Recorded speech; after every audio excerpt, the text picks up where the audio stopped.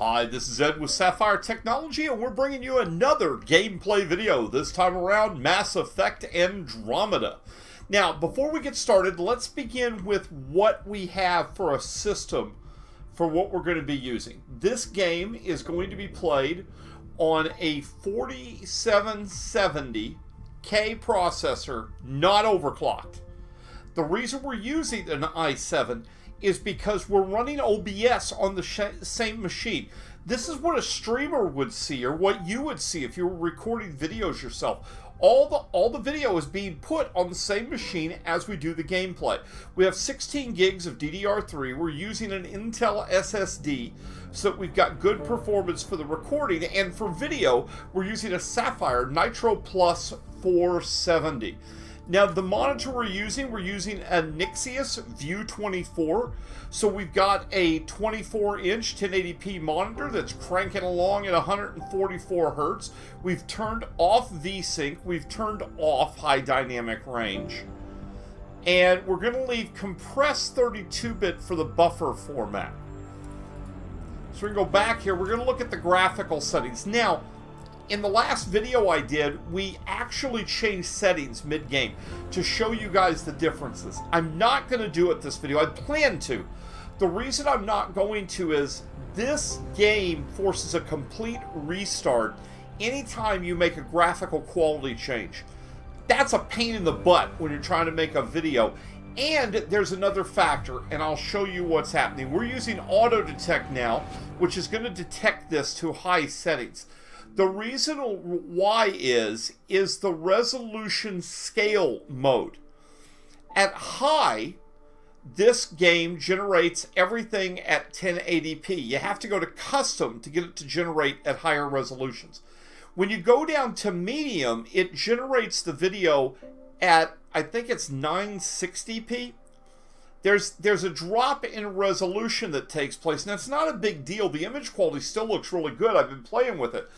But there are some other factors, and in the end, just changing the quality presets doesn't necessarily give you what we as more hardcore gamers would desire. So we're going to see this. It's a 470. We're going to let this auto detect. See, the game is doing it the way it wants to. I want you to see all the settings here. We're at high, HBAO. We're going to have post-processing on high. I'm even going to leave the shadows turned up, because I want you guys to see how the game's going to play out of the box for you with your SAPPHIRE Nitro Plus 470. So let's go back here. And now I've already been playing some. Let's load up a save. Let's load up the save here. And we're going to load this save up, and we're going to do some gameplay. Now, this game has gotten a lot of bad press with its initial release, because there are a number of animation and graphical glitches when it comes to a lot of the cutscenes. I've seen my share of troubles. I want to focus on the actual gameplay. Well, Crazy just found us. Those rocks out there are floating. Oh my God, the rocks are floating. So okay, we're at the early part of the game. Plants look like tentacles. Is the water here even water? I don't know if I did this yet. Let me see if I can scan these. Well, without a Sam, it's hard to say exactly what this is. There you go. It's sort of those structures we saw on the way in. Who could survive in a place like this? Not sure we want to Data find research. And you can unlock new weapons and stuff with it. You see, that's kind of cool. Alright, we're going to examine stuff. Now, this is played in third person, and that is not something that thrills me. Oh, and safety tip. Don't breathe the air. Got another unknown life form there. Got it. This is not a game that thrills me as being in third person. I'd like to see this in first person. But for right now, I mean, it's not bad.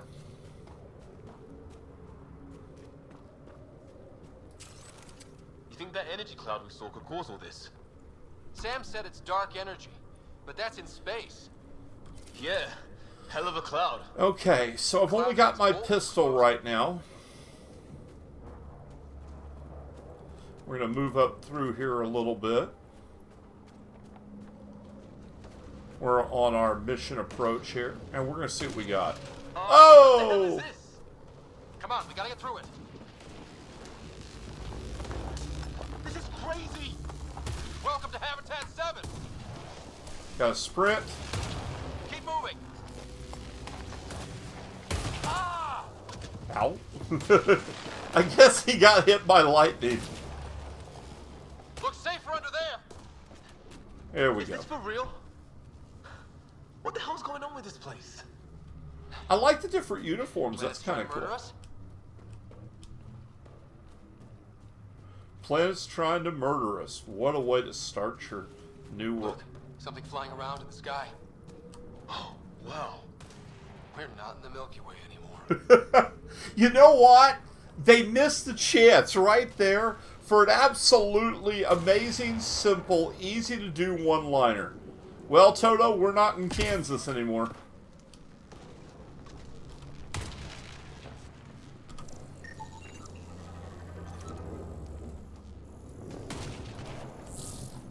The scanner allows you to look through stuff to find new life forms. Ammo packs. Not sure we want to be the tallest thing around here. Ammo packs you basically just run to. I think I can see a path up. We'll use the jump jets if we have to. Into the breach. Think I'd rather fall than get hit by lightning. I need to... Give it a minute. We can probably do both. More glowing mushrooms. Are they detecting a lot of energy. Can't make heads or tails of it, but it's powerful. I like the scanner. I like the fact that you get to scan stuff and maybe discover something new. That's kind of cool. Again, this is an RPG. The frame rates, as you see, are staying around 60. How'd my dad find you? I was a cop. In crisis. So we're staying in pretty good frame rates.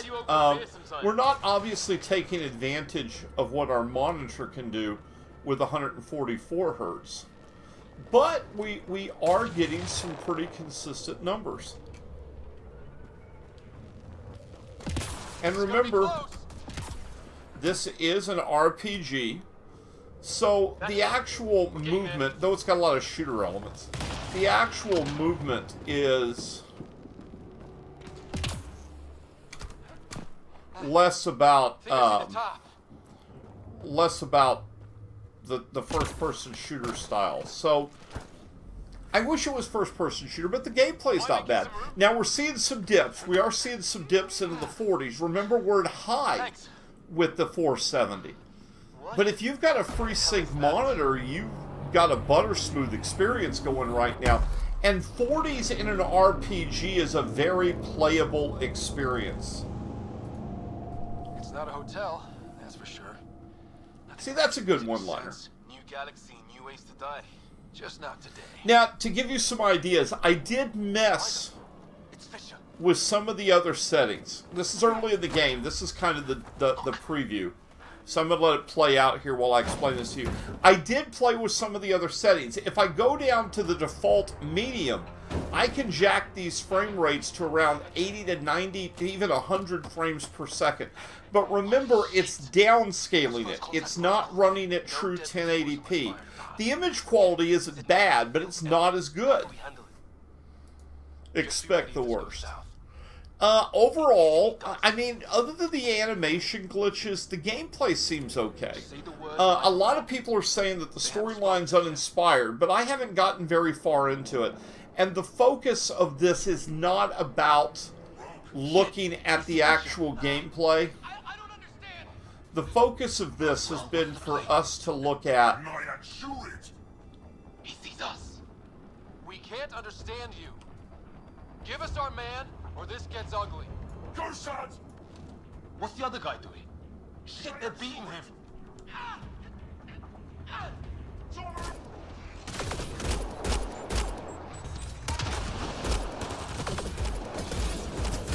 We're gonna have to kill him. Alright.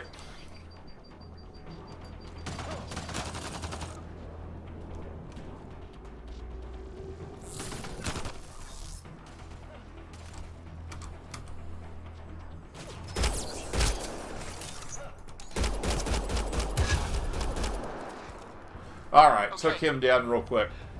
It's over. Bishop, you okay? It seems like the cutscenes, which are rendered cutscenes, I'm presuming, are where we're seeing more of a frame rate drop. The overall frame rate stays pretty high. Now, back to what I was saying. When I tried this at medium, you did see a performance boost, quite a bit of one. But remember that the rendering wasn't actually being done at 1080p. The gameplay looks good. It's very smooth, and the 470 can just kick this game's butt in performance at the medium preset. Now, when you crank that back, so it's back up to 1080p, the performance is closer to this, but with the medium presets, you are seeing a frame rate bump, where here you're seeing 45s to 47s. With that medium preset, this same location is seeing 60. So it might be something to consider. But overall, the performance of the 470 for Mass Effect Andromeda is outstanding. We're having a lot of fun playing it. With a FreeSync monitor, it's gorgeous. And with a little settings tweaking, you can probably find a good balance between performance and the image quality you want to achieve. Just remember, every time you make a change, you've got to restart the game. That's just a little bit of a pain in the butt. As for the game, is it worth going out and rushing out and spending your $60 on right now? I'm kind of torn. As a gamer and a sci-fi gaming fan and an RPG fan, I'm a little torn that some of the graphical glitching we're seeing for the amount of money that was spent to produce this game, for the time, for the budget, just seems a little out of place. Will this be a great game or not? That's yet to be seen. In the meantime, definitely, if you love the Mass Effect series, you're going to want to check this out. Again, we're playing this on a Nitro Plus 470. You can see we're dipping maybe to 40 frames per second, but we tend to stay well above that most of the time. It's a great, smooth gameplay experience, and you tie that Nitro 470 with this Nixius View 24 FreeSync monitor, and you've got a Mass Effect Nirvana at a reasonable price point. So again, I'm Ed with Sapphire Technology, and okay, Alliance Peacekeeping Force. Okay, we're going to take this stuff. I'm Ed with Sapphire Technology, and I'm going to focus now on some gameplay and see if I can find humans a new home. If you want to enjoy it, this is the way to do it. And until next time, my friends, game on. Now, let's go find the other shuttles and see if everybody is safe. Okay, and we're going to go... Whoa! Whoa! Great. I'm going to have a firefight again. That's okay. Here we go. Let's get it started. Let's save our people. That looks like they crash landed too. This could be interesting.